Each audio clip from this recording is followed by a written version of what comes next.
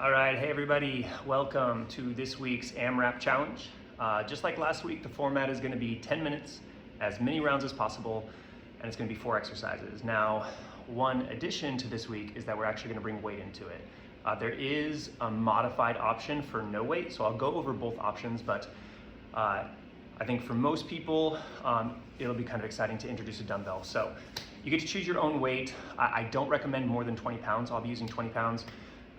10, 15, again, it's as many rounds as possible, so you don't want the weight part to slow you down. You want to be able to do it pretty much as fast as you can. So let's go over the exercises.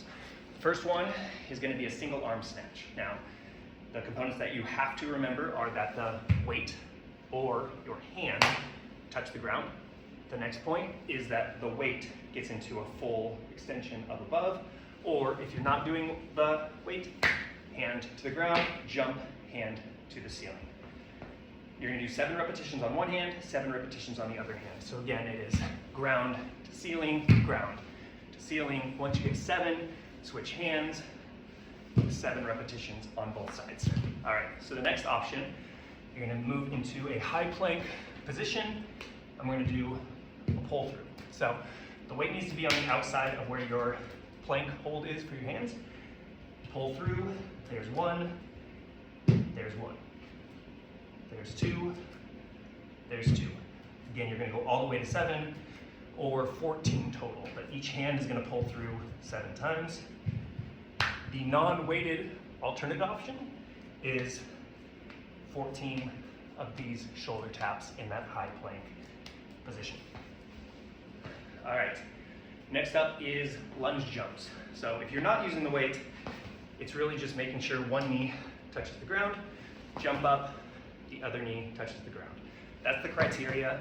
Each knee is going to touch the ground 7 times, so 14 total jumps. But if you have the weight, you're going to hold it in one arm.